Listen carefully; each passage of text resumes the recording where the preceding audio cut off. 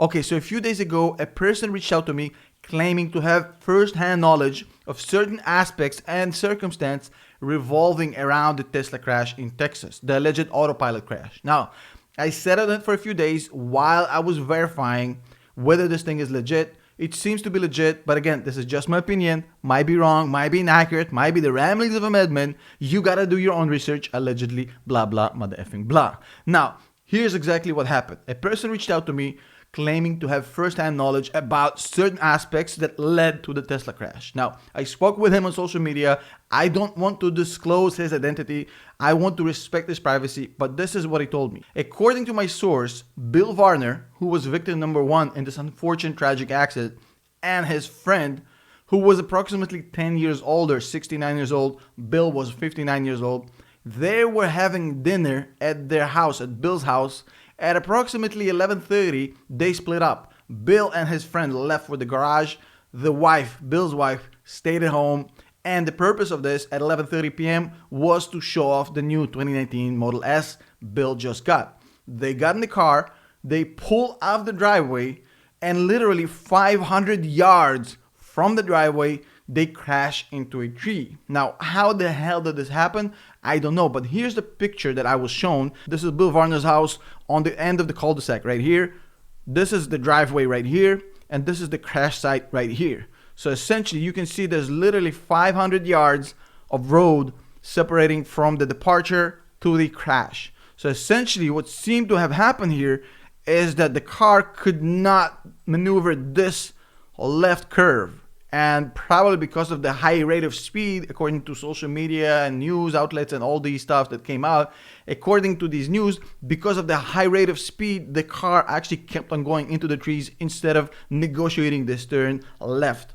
So it seems like a classic case of a driver being overconfident, allegedly, I don't know exactly what happened, about the speed of the car and the ability of the car to take that left turn. He seemed to have lost control on that turn and rammed into the trees. Now, here's what I also know from this story. I also know that Bill Varner, according to my source, was a guy who really liked fast cars. According to my source, his previous car was a Ferrari 599 GTB, which is pretty much this car you guys see on the screen right now. As you can see, this is a phenomenal car, and the one thing it has in common with Tesla, those are extremely fast cars. So we know that Bill Varner, who was the victim in this crash, loved fast cars. We know they had dinner with the wife and the friend. At 11:30, they came out, and within 500 yards, they were in the trees. Unfortunately, the crash has happened. Now, here's what I think.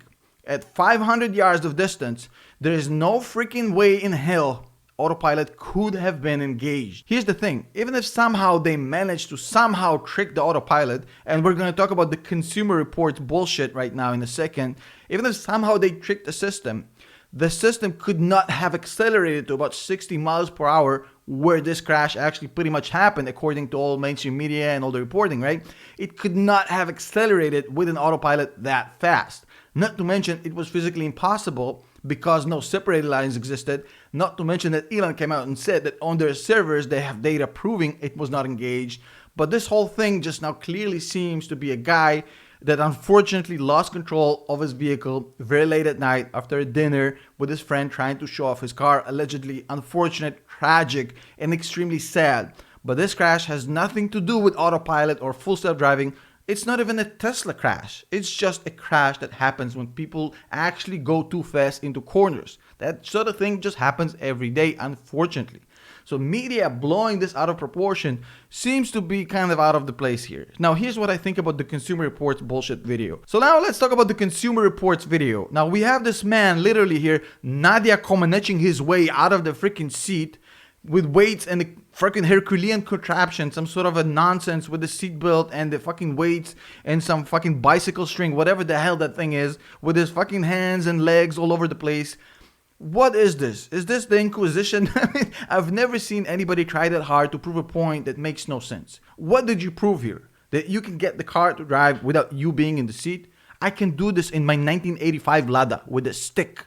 It's not that complicated. So essentially, I do have a question for Consumer Reports here, and it's really an honest question. What the hell are you thinking? I mean, come on, man. That's a classic come on, man moment. What is the point of this? What are you trying to prove? That you can fool the car into going on its own without being in the front seat? Okay, so you prove this. Does it prove that Tesla is not as safe as other cars? No. Does it prove that that accident that happened, unfortunately, in Texas could have happened with Autopilot? Of course not.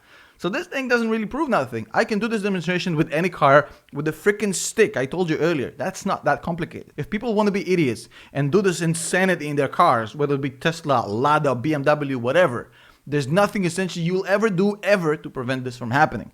That's just Darwinian. However, I do blame mainstream media for letting this thing spiral completely out of control and into this nonsense mode of people actually thinking that this shit is real.